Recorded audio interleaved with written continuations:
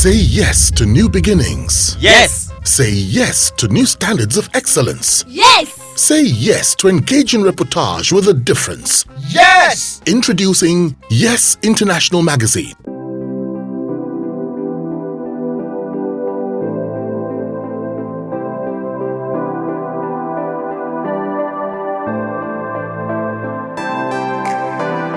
So, what is the best way for parents to introduce or to teach, their children, about sex? I said this earlier before we went off. I was talking about age-appropriate information. Okay, once your child can communicate, once your child becomes verbal, tell the child, start with body parts. Start with body parts and what those body parts are meant for.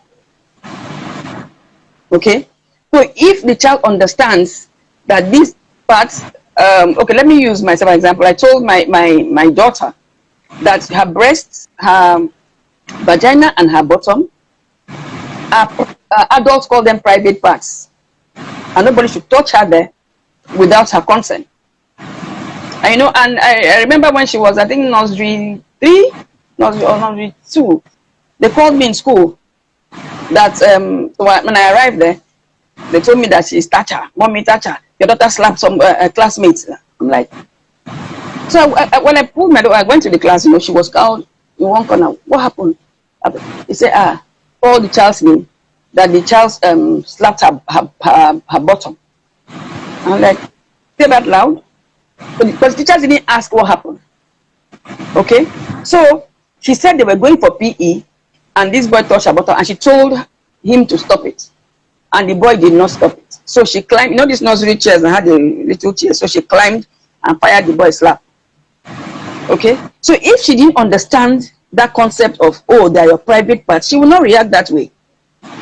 So parents must teach their children at a young age about their body parts and boundaries.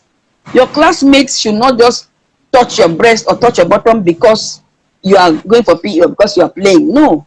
So parents have a responsibility to discuss this with their children at every opportunity. It doesn't have to be a formal, sit down here and 1 + 1 is 2. No. It can be something, maybe they are watching TV, or maybe there's a storybook the child has and see something, a word or something. Use opportunity to talk to the child, in a way that it is not like a school.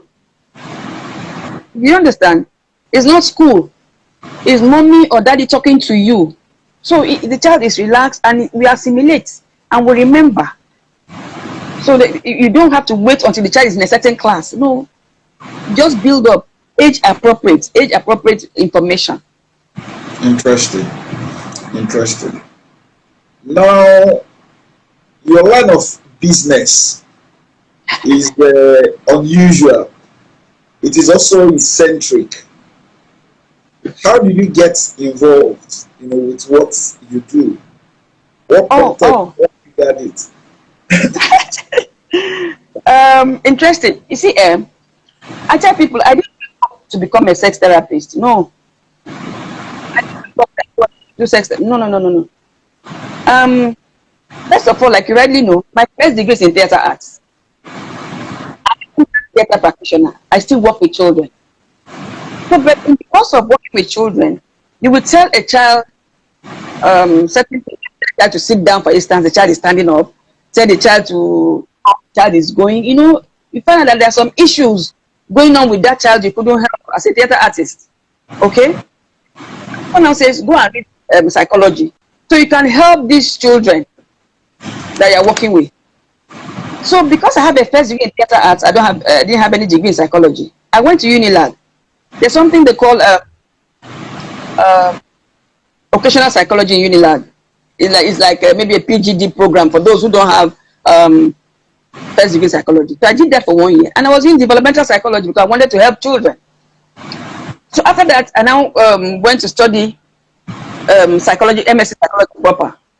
In the course of my study, that's when I said here, that then social media had become, something, had come on then. I'm hearing about domestic abuse, spousal killing. So I'm like, what is causing people who love themselves to hate and want to kill each other and even go ahead to kill each other. Okay, so and then when I knew the marital conflict, because negatively I pride myself on having a very, very good marriage. So domestic abuse was very fake to me. Honestly, call it naivety, call it just being plain. It was plain. So because of my studying MSc, um, late Oluwabi, wonderful guy, taught us sexual health, sexual, everything, sexual education, sexual. I'm like, can you imagine? So this sex that me have been doing, people have actually studied it. As in, what about cycle? It's scientifically recorded. That's why sometimes when I give talks, I'll say sex is both an art and science. There's an artistic part and there's a scientific part to sex. Studied and documented, researched. Okay, so I knew that. So and I knew about sexual dysfunctions, knew about how to give therapy, how to do assessment when somebody has sexual issues. I knew, but I didn't want to use it. So now hearing about marital conflict, I now went to study, do an MPhil after my MSc. Remember, my MSc was about children, where I did a parenting style and managing social phobia in children, how the parenting style affects these children, and how you can use psychodrama to manage social phobia in children. That was my MSc. But because I had heard about this marital conflict and spousal killings and so, I went back to do a research on marital conflict. That's why I can call myself marital conflict therapist or relationship therapist, because I actually have an MPhil search on that. And in the course of researching about the causes of marital conflict, I found out that one of the causes of marital conflict is sexual dissatisfaction. Are you familiar? I am. Good. So now, if it's sexual dissatisfaction, I remember Professor Molabi had taught me about sexual dysfunction, sexual health, all the things about sex, sexual response cycle, all those things, and how to do therapy when you've done your clinical assessment and you find out what the issues are. So I now went back. When I now do assessment of the marriage, there's a conflict. We now know, of course, sexual dysfunction. We have communication pattern, we have third-party interference, we have financial issues, all those things. When you rank them statistically, the highest are sexual intercourse, sexual dissatisfaction, and third-party interference. So now, if I now assess the marriage,